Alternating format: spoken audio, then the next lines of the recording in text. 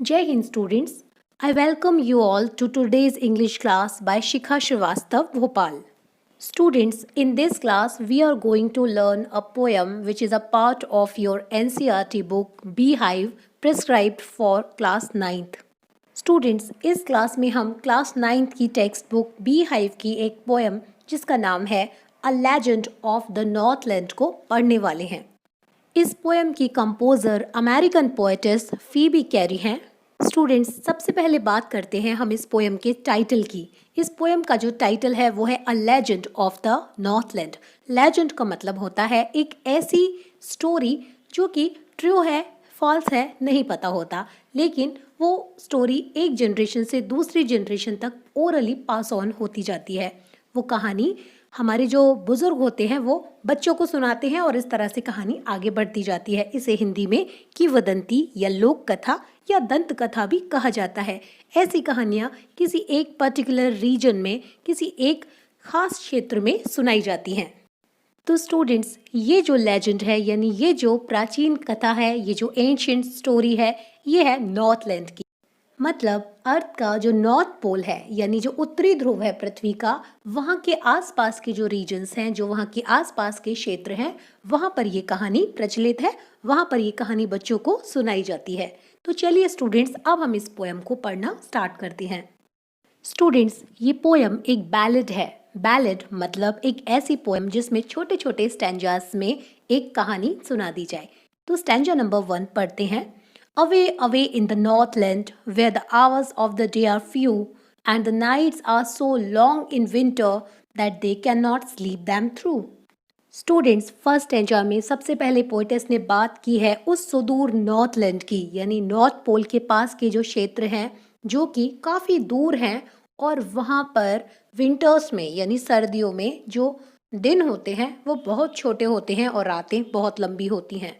तो पोएटेस लिखती हैं where the hours of the day are few, तो जहाँ दिन के घंटे बहुत कम होते हैं, क्योंकि दिन छोटा होता है तो दिन में घंटे भी कम होते हैं। And the nights are so long in winter, और सर्दियों में रातें इतनी लंबी होती हैं that they can not sleep them through, कि वहाँ जो रहने वाले लोग हैं वो पूरी रात सो नहीं सकते। मतलब वो लोग सो लेते हैं, अपनी नींद पूरी कर लेते हैं, लेकिन जब वो जागते हैं तो भी रात ही होती है, क्योंकि रात काफ़ी लंबी होती है। Where they harness the swift reindeer to the sledges when it snows, and the children look like bears' cubs in their funny furry clothes. Students, अभी भी पोएटेस उसी नॉर्थलैंड की बात कर रही हैं, वहाँ की लाइफ की बात कर रही हैं। वो कहती हैं कि वहाँ जहाँ की स्विफ्ट रेंडियर, रेंडियर एक हिरन होता है जिसके काफ़ी बड़े बड़े सींग होते हैं। स्क्रीन पर आपको रेंडियर नज़र आ रहा है, ये नॉर्थलैंड में पाया जाता है। तो ये काफ़ी स्विफ्ट होता है, काफ़ी फुर्तीला, एक्टिव होता है, और इसको हार्नेस का मतलब होता है एक लेदर के स्ट्रैप, यानी एक लेदर या किसी भी बेल्ट से किसी पशु को बांध देना, और जिससे कि वो कोई सामान ढो सके, चाहे वो सवारी हो या फिर वो कोई बर्डन या कोई लोड हो। तो जब हार्नेस कर देते हैं उसको बांध देते हैं टू द स्लेजेस। स्लेज का मतलब होता है एक ऐसी गाड़ी जो कि बैठने के काम आए या फिर बोझा ढोने के। जो स्लेज होती है इसमें व्हील्स नहीं होते, इसमें पहिए नहीं होते, और इसे स्नो पर चलाया जाता है यानी बर्फ पर चलाया जाता है। और इसे कौन खींचते हैं? इसे रेंडियर्स खींचते हैं नॉर्थलैंड में। तो पोएटेस वही बात आपको बता रही हैं कि जब व्हेन इट स्नोज, जब बर्फ पड़ती है, जब बर्फबारी होती है, तो जो भी वहाँ के लोग हैं वो रेंडियर्स में हार्नेस कर देते हैं, यानी बांध देते हैं अपनी स्लेजेस को, यानी उनमें वो बैठ के जाते हैं या फिर वो उनमें बोझा ढोते हैं। And the children look like bear's cubs, और जो बच्चे होते हैं बर्फ गिरने पर वो ऐसे लगते हैं जैसे कि वो बियर्स कब यानी भालू के बच्चे हों। इन देयर फनी फरी क्लोथ्स, और वो भालू के बच्चे जैसे क्यों दिखते हैं? क्योंकि वो उस वक्त बड़े ही फनी, बड़े ही रिडिकुलस से फर वाले कपड़े पहने होते हैं, क्योंकि जब बर्फ गिरती है, बहुत ठंड हो जाती है, तो वहाँ पर फर के कपड़े बच्चे पहनते हैं, जिसके कारण वो बिल्कुल भालू के बच्चे के जैसे नजर आते हैं। They tell them a curious story. I don't believe it is true, and yet you may learn a lesson if I tell the tale to you. अब पोएटेस कहती हैं कि नॉर्थलैंड के जो लोग हैं वो अपने बच्चों को एक क्यूरियस स्टोरी सुनाते हैं। क्यूरियस स्टोरी मतलब एक अनयूजुअल स्ट्रेंज स्टोरी, एक असाधारण अजीब सी कहानी। तो वहाँ के बच्चों को उनके बड़े वो कहानी सुनाते हैं। I don't believe it is true, मुझे यकीन नहीं है कि ये कहानी सच्ची है। And yet you may learn a lesson, और फिर भी आप इससे एक सीख ले सकते हैं इस कहानी से। If I tell the tale to you, यदि ये टेल, ये स्टोरी, ये कहानी मैं आपको सुनाऊं तो आप इससे एक सीख ले सकते हैं। Once when the good Saint Peter lived in the world below and walked about it preaching just as he did, you know. Students, अब पोएटेस कहती हैं कि एक बार की बात है जब हमारे अच्छे सेंट पीटर जीसस क्राइस्ट यानी ईसा मसीह के द्वारा नियुक्त किए गए 12 अपोस्टल्स में से एक थे। अपोस्टल होता है धर्म प्रचारक, ऐसा व्यक्ति जिसको नियुक्त किया जाए धर्म के प्रचार के लिए। तो जीसस क्राइस्ट यानी ईसा मसीह ने 12 अपोस्टल्स नियुक्त किए थे, उन्हीं में से एक थे सेंट पीटर। तो पोएटेस कहती हैं कि एक बार की बात है जब Saint Peter lived in the world below, ये जो नीचे जो धरती है, दुनिया है, इसमें रहते थे। And walked about it preaching, और क्योंकि उनका काम धर्म का प्रचार करना था तो प्रीचिंग यानी उपदेश देना, तो वो उपदेश देते हुए, धर्म का प्रचार करते हुए वॉकड अबाउट इट यानी इधर उधर वो जाते थे। Just as he did, you know, वैसे ही जैसे कि आप जानते ही हैं कि वो किया करते थे, क्योंकि वो एक धर्म प्रचारक थे तो उनका काम था जगह जगह घूमना और धर्म का प्रचार करना प्रीचिंग्स के द्वारा। He came to the door of a cottage in traveling round the earth where a little woman was making cakes and baking them on the hearth. Students, तो जब Saint Peter travelling round the earth यानी धरती के चारों ओर घूम रहे थे, travel कर रहे थे। अब धरती के चारों ओर नहीं घूम रहे थे, यहाँ पोएटेस का कहने का मतलब है कि जब अलग अलग स्थानों पर अपने धर्म का प्रचार करते हुए, उपदेश देते हुए सेंट पीटर घूम रहे थे, तब वो एक कॉटेज यानी एक कुटिया, एक मकान के दरवाजे पर आए। Where a little woman was making cakes, और जहाँ पर कि उस कॉटेज में एक छोटे से कद की औरत थी, एक शॉर्ट वुमन थी जो कि केक्स बना रही थी। And baking them on the हाथ। स्टूडेंट्स, हाथ का मतलब होता है चूल्हा या अंगीठी या फायर प्लेस। तो जहाँ भी आप चूल्हा मान लें, चूल्हे पर वो केक्स को बेक कर रही थी। And being faint with fasting, for the day was almost done, he asked her from her store of cakes to give him a single one. Saint Peter जो कि फेंट हो रहे थे यानी बेहोश हो रहे थे फास्टिंग के कारण यानी भूख के कारण, क्योंकि वो पूरे दिन से भूखे थे। The day was almost done, दिन लगभग खत्म होने के कगार पर था, दिन खत्म होने वाला था। तो उन्होंने उससे, क्योंकि वो भूख से इतने व्याकुल हो रहे थे, भूख से बेहोश हो रहे थे, तो उन्होंने उससे उसके जो स्टोर ऑफ केक्स था, जो इतने सारे केक्स उसने इकट्ठे बनाकर बेक करके रखे हुए थे, उस स्टोर में से सेंट पीटर ने उनसे एक सिंगल वन, एक केक अपने लिए मांगा। So she made a very little cake, but as it baking lay, she looked at it and thought it seemed too large to give away. इसलिए उसने एक बहुत ही छोटा सा केक बनाया, लेकिन जैसे ही उसने उसे बेक होने के लिए रखा केक को, she looked at it, उसने उस केक की तरफ देखा, and thought it seemed, और उसे ऐसा लगा, उसने ऐसा सोचा कि ये ऐसा प्रतीत हो रहा है, ये ऐसा लग रहा है कि देने के लिए तो ये केक बहुत ही ज़्यादा बड़ा है, यानी ये इतना बड़ा केक है कि ये दिया नहीं जाना चाहिए। Therefore, she needed another and still a smaller one, but it looked when she turned it over as large as the first had done. इसलिए उसने another यानी एक दूसरा केक, नीड का मतलब होता है गूंथना या माढ़ना। तो जैसे आटा गूंथते हैं उसी तरह से फ्लावर जो है उसे नीड करके उसने एक दूसरा केक बनाया, और इस बार जो केक उसने बनाया वो केक पिछले वाले केक से साइज में छोटा बनाया। But it looked when she turned it over, लेकिन जब उस केक को उसने पलटा तो उसने देखा as large as the first had done. उसने देखा कि ये तो उतना ही लार्ज यानी उतना ही बड़ा बना था जितना कि उसने पिछला वाला केक बनाया था। यानी जिस साइज का पिछला वाला केक था, ये दूसरा केक भी उसी साइज का बन गया था। Then she took a tiny scrap of dough and rolled it flat. फिर उसने डो यानी आटा जो गूंद कर उसने नीड किया है, फ्लावर को, आटे को गूंदा है और जो इकट्ठा करके समेट के रखा है उसे डो कहते हैं। उस डो में से उसने एक टाइनी यानी छोटा सा स्क्रैप मतलब पीस, उसने एक छोटा सा टुकड़ा उसमें से लिया एंड रोल्ड इट फ्लैट, और उसको उसने रोलिंग पिन यानी बेलन वगैरह की सहायता से उसने उसको फ्लैट यानी चपटा करके बेला, जैसे कि हम रोटी या पराठा बेलते हैं। And baked it thin as a wafer, लेकिन उसने उसको इतना पतला बनाया उस केक को कि वो केक ना होके वेफर के जैसे दिख रहा था। स्क्रीन पर आपको वेफर्स नजर आ रहे हैं, ये आप इन्हें पतले बिस्किट मान सकते हैं। But she couldn't part with that, लेकिन उससे भी वो पार्ट नहीं हो सकी यानी अलग नहीं हो सकी, यानी उसको भी वो दे ना सकी। तो स्टूडेंट्स, हम यहाँ देख रहे हैं कि ये लेडी इतनी माइजर है यानी इतनी बड़ी कंजूस है, इतनी लालची यानी ग्रीडी है कि ये सेंट पीटर को केक नहीं दे सक रही है। ये दूसरे केक्स बना रही है, साइज में छोटे बना रही है।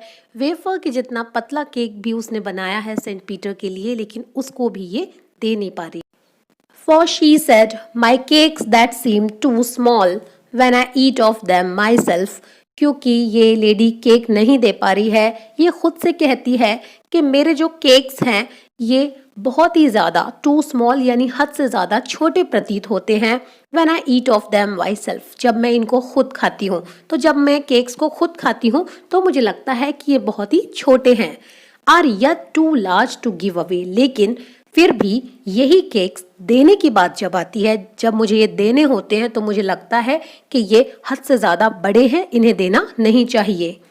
So she put them on the shelf, और ऐसा कहकर वो उन केक को जो कि वो सेंट पीटर के लिए बना रही है, उनको भी वो सेंट पीटर को देती नहीं है, बल्कि शेल्फ यानी कि जो अलमारी का जो हिस्सा होता है वहाँ पर रख देती है। तो स्टूडेंट्स, यहाँ हमने देखा कि इस लेडी ने सेंट पीटर को कोई केक नहीं दिया और केक जो बनाए वो भी अलमारी पर रख दिए। Then good Saint Peter grew angry, और फिर सेंट पीटर जो कि काफी गुड यानी नेक थे, वो एंग्री यानी वो गुस्सा हो गए, नाराज हो गए। For he was hungry and faint, क्योंकि वो बहुत भूखे थे और उन्हें कमजोरी के कारण बिल्कुल मूर्छा या बेहोशी सी आ रही थी। And surely such a woman was enough to provoke a saint, और surely निश्चित तौर पर इस प्रकार की औरत काफी थी एक संत को प्रोवोक करने के लिए यानी उकसाने के लिए, गुस्सा दिलाने के लिए, क्रोधित करने के लिए। And he said, you are far too selfish to dwell in a human form, और संत ने कहा कि तुम फार टू सेल्फिश यानी तुम हद से ज्यादा सेल्फिश मतलब स्वार्थी हो, to dwell in a human form. Dwell का मतलब होता है रहना या निवास करना, तो यहाँ ह्यूमन फॉर्म है ह्यूमन बॉडी यानी मानव शरीर। तो संत ने कहा कि मानव शरीर में रहने के लिए तो तुम हद से ज्यादा स्वार्थी हो। To have both food and shelter and fire to keep you warm, और संत ने कहा कि तुम्हारे पास खाना हो, तुम्हारे पास शेल्टर यानी शरण हो मतलब सर छुपाने के लिए एक छत हो, और फायर हो आग हो तुम्हें गर्म रखने के लिए, क्योंकि वहाँ सर्दी बहुत पड़ती है तो लोगों को फायर प्लेस चाहिए जिससे कि वो अपने कमरे को खुद को गर्म रख सके। तो संत ने कहा कि तुम इतनी स्वार्थी हो कि तुम्हें मानव शरीर में नहीं रहना चाहिए, और तुम्हारे पास ना खाना होना चाहिए, ना तुम्हारे पास शरण यानी शेल्टर होनी चाहिए, सर पर एक रूफ नहीं होनी चाहिए, और ना ही तुम्हारे पास आग होनी चाहिए जो कि तुमको गर्म रख सके। Now you shall build as the birds do, and shall get your scanty food by boring and boring and boring all day in the hard dry wood. Students, Saint Peter इतने नाराज हो गए कि उन्होंने इस लेडी को कर्स किया यानी उन्होंने इस लेडी को श्राप दिया और कहा कि अब तुम भी पक्षियों के जैसे बनाओगी। क्या बनाओगी? अपने रहने की जगह। जैसे पक्षी अपना घोंसला बनाते हैं यानी कहीं भी जहां उन्हें रहना होता है उन्हें वो खुद ही बनाना होता है। तो अब तुम्हें भी पक्षियों के जैसे ही अपने रहने की जगह बनानी होगी। And shall get your scanty food. Scanty food मतलब वेरी लिटिल फूड, बहुत कम मात्रा में खाना, और तुम्हें भी खाना जो है तुम्हारा वो बहुत कम मात्रा में मिलेगा। By boring and boring and boring. Students, boring का मतलब है किसी चीज को किसी टूल से डिग करना, खोदना और फिर उसको एक जगह बनाना। तो आपने एक पक्षी जरूर देखा होगा जो कि जो ट्रीज के ट्रंक होते हैं, पेड़ के जो तने होते हैं, उसमें लगातार अपनी चोंच मारता रहता है, मतलब डिगिंग करता रहता है, खुदाई करता रहता है, और वो उसमें अपने रहने की जगह बनाता है और वहीं से वो खाने का अरेंजमेंट करता है। तो उसी पक्षी को बन जाने का श्राप इन्होंने उस लेडी को दे दिया और कहा कि तुम ऑल डे यानी सारा दिन, हार्ड यानी जो कठोर, ड्राई यानी सूखा हुआ, वुड यानी लकड़ी, जो कठोर सूखी हुई लकड़ी होगी, तुम लगातार उसमें बोरिंग करती रहोगी और वहीं तुम अपने रहने की थोड़ी सी जगह बनाओगी और तुम्हें बहुत ही थोड़ा सा खाना ही मिलेगा। Then up she went through the chimney, never speaking a word. और तभी ठीक उसी वक्त क्या हुआ, वो औरत कन्वर्ट हो गई बर्ड में। जिस पक्षी को बन जाने का श्राप सेंट ने दिया, उसी वक्त वो औरत वो पक्षी बन गई और वो चिमनी से होकर, जो चिमनी वहां लगी थी, उस चिमनी से होकर वो बाहर चली गई। नेवर स्पीकिंग अ वर्ड यानी उसने एक शब्द भी कभी नहीं कहा, यानी सेंट पीटर के कर्स करने के बाद, उनके श्राप देने के बाद उसको अपनी कोई बात कहने का मौका नहीं मिला, क्योंकि वो तुरंत पक्षी बन गई। And out of the top flew a woodpecker, for she was change to a bird. और जैसे ही ये चिमनी से बाहर निकली तो जो टॉप था, जो ऊपर की तरफ बाहर, एक वुडपेकर, यानी कि ये जो स्क्रीन पर आपको एक बर्ड नजर आ रहा है, वुडपेकर, यही वो पक्षी थी जो अब ये औरत बन गई थी। यही वो पक्षी है जो पेड़ों के तने में अपनी चोंच मारता रहता है और अपने रहने की जगह बनाता है। तो यानी सेंट पीटर ने श्राप देकर इस औरत को एक वुडपेकर बना दिया। For she was change to a bird, क्योंकि वो वुडपेकर ऊपर क्यों उड़ा, क्योंकि ये चिमनी से बाहर निकली, क्योंकि ये खुद वो पक्षी बन चुकी थी। She had a scarlet cap on her head and that was left the same. तो जिस समय सेंट पीटर के कर्स के कारण ये लेडी एक वुडपेकर बर्ड बन गई, एक कठफोड़वा नामक पक्षी बन गई, तो उसके पहले यानी पक्षी बनने के ठीक पहले ये औरत अपने सिर पर एक स्कारलेट कैप, स्कारलेट मतलब होता है ब्राइट रेड कलर, यानी सिंदूरी रंग का, एक गहरे लाल रंग का, ये अपने सिर पर कैप पहने हुई थी। And that was left the same, और वो कैप वैसा का वैसा ही रहा, यानी कि वो लाल रंग जो है वो उसके सिर पर रह गया। आप वुडपेकर को भी देखें तो आप देखेंगे इसका जो हेड होता है वो ऊपर की तरफ रेड होता है, bright red. But all the rest of her clothes were burned black as a coal in the flame. लेकिन जो उसके शरीर पर बाकी जो कपड़े वो पहने हुई थी वो सब जल गए, black as a coal in the flame. Flame यानी ज्वालाओं में जब कोयला जलता है, कोल मतलब कोयला, तो वो जितना काला होता है बिल्कुल उसी रंग के उसके कपड़े हो गए, क्योंकि वो सारे जल गए। इसीलिए वुडपेकर का जो बाकी का शरीर है वो बिल्कुल कोयले जितना काला होता है और ऊपर की तरफ वो रेड होता है। And every country school boy has seen her in the would. और कंट्री यानी देश नहीं, यहाँ कंट्री का मतलब है गांव। तो गांव के प्रत्येक स्कूल बॉय ने यानी स्कूल जाने वाले लड़के ने has seen her in the would, उसको वुड यानी जंगल में देखा है। वैसे वुड का मतलब लकड़ी होता है, लेकिन पोइट्री में ज्यादातर वुड को जंगल के सेंस में यूज करते हैं। तो हर गांव के स्कूल जाने वाले लड़के ने उसको जंगल में देखा है। Where she lives in the trees till this very day, जहां पर कि वो इस आज के दिन तक भी पेड़ों में ही रहती है। Boring and boring for food, और खाने के लिए वो उन पेड़ों के जो ट्रंक होते हैं, जो पेड़ों के तने होते हैं, उनमें लगातार बोरिंग एंड बोरिंग मतलब वो डिगिंग करती रहती है अपनी बीक यानी चोंच से। वो लगातार पेड़ के ट्रंक में वो हिट करती रहती है ताकि उसमें एक होल हो जाए। स्टूडेंट्स, वुड पैकर्स जो होते हैं वो इंसेक्ट्स के लावा को खाते हैं, यानी जो कीड़ों के जो अंडे होते हैं, अंडे में से जो छोटे उनके लावा निकलते हैं, उन्हें ये वुड पैकर्स खाते हैं। और वो कीड़े और वो उनके लावा जो पेड़ के ट्रंक की बाक होती है, यानी पेड़ के तने की जो बाक यानी छाल होती है, उसके अंदर की तरफ मिलते हैं। तो उन्हीं को वुड पैकर्स अपने खाने के तौर पर खाते हैं, इसीलिए वो बोरिंग करते रहते हैं। तो स्टूडेंट्स, इस तरह से ये बैलेट खत्म होता है और नॉर्थलैंड में ये बैलेट बहुत ही ज़्यादा पॉपुलर है। जो बड़े लोग होते हैं वो अपने बच्चों को वुड पैकर की यही कहानी बताते हैं और उन्हें मैसेज देते हैं, उन्हें सिखाते हैं कि we should never be greedy, हमें कभी भी लालची नहीं होना चाहिए। We should be large hearted, हमें बड़े दिल वाला बनना चाहिए। वी शुड बी बेनेवलेंट, हमें बेनेवलेंट यानी कि परोपकारी बनना चाहिए। स्टूडेंट्स, अब हम देखते हैं इस पोएम पर बेस्ड क्वेश्चन आंसर्स को। The first question is, which country or countries do you think the Northland refers to? आपको क्या लगता है नॉर्थलैंड का आशय किस देश या किन देशों से है? The answer is, the Northland refers to the region around the north pole. North pole के चारों ओर का जो क्षेत्र है उसी से तात्पर्य है नॉर्थलैंड का। The region is extremely cold, ये जो क्षेत्र है वो हद से ज़्यादा ठंडा होता है। Countries like Russia, Canada, Greenland, Norway etcetera are referred, और यहाँ जो देशों से मतलब है वो हैं रशिया, कनाडा, ग्रीनलैंड, नॉर्वे इत्यादि। Question number 2 is, what did Saint Peter ask the old lady for? Saint Peter ने इस बूढ़ी औरत से आस्क फॉर मतलब क्या मांगा?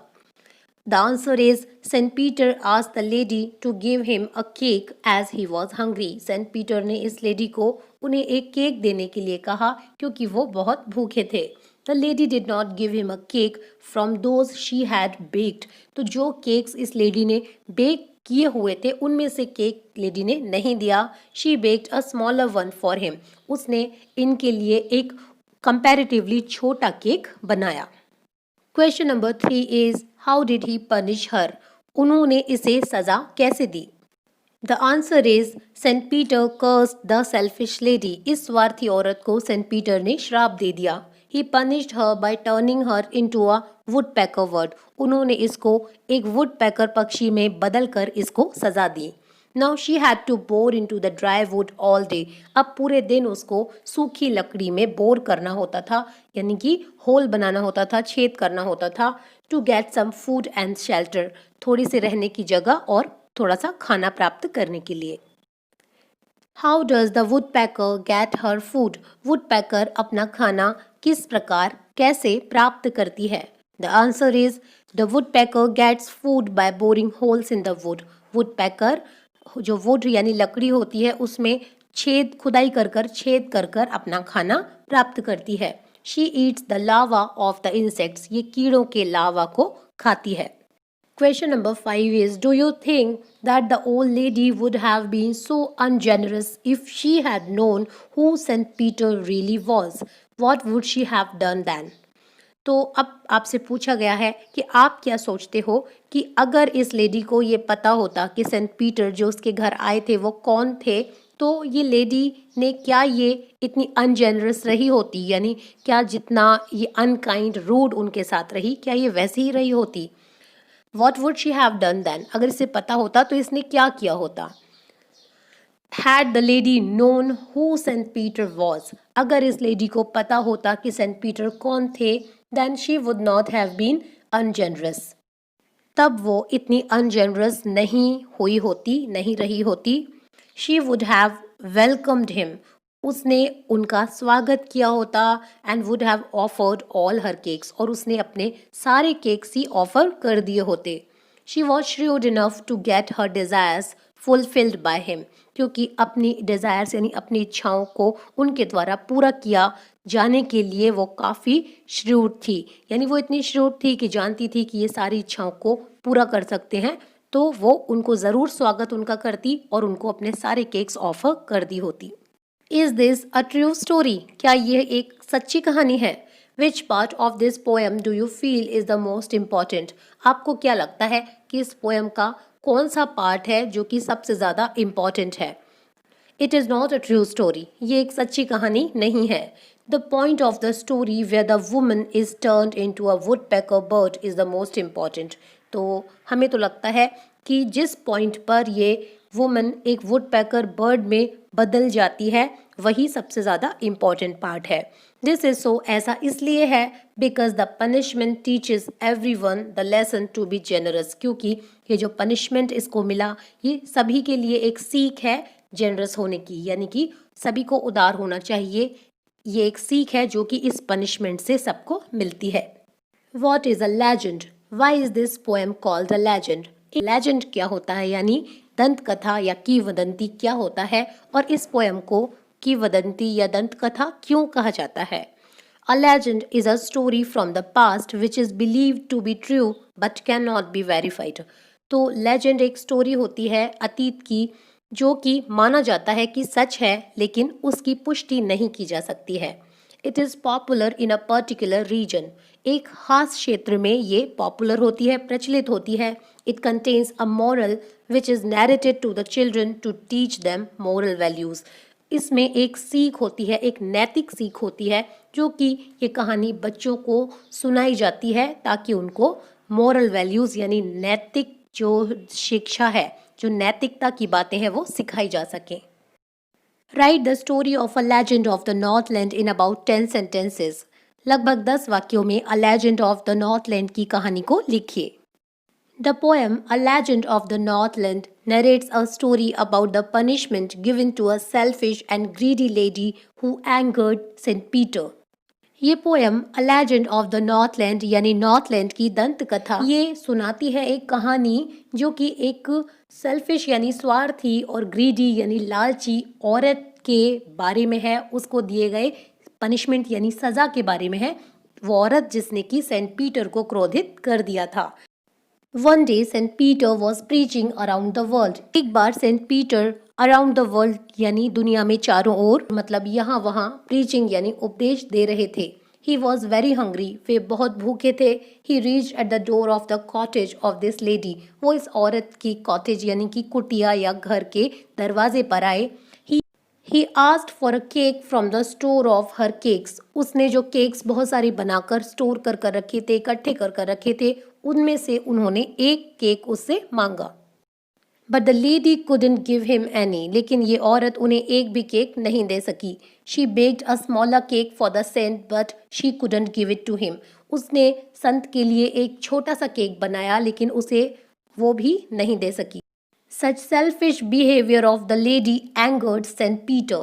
और इस प्रकार का जो सेल्फिश बिहेवियर था, स्वार्थी व्यवहार था इस औरत का, उसने एंगर्ड यानी क्रोधित कर दिया सेंट पीटर को। And he cursed her and change her into a woodpecker bird. और उन्होंने उसको श्राप दे दिया और उसको एक वुड पैकर पक्षी में बदल दिया। Now as a bird this lady also had to bore in dry wood for food and shelter. अब बस एक वुड पैकर बर्ड के रूप में इस लेडी को भी जो सख्त लकड़ी होती है उसमें बोर करना होता था अपने खाने और रहने की जगह के लिए। स्टूडेंट्स, आई होप आज की ये पोएम आपको समझ आई होगी और ये क्लास आपके लिए हेल्पफुल रही होगी। Keep learning, keep growing.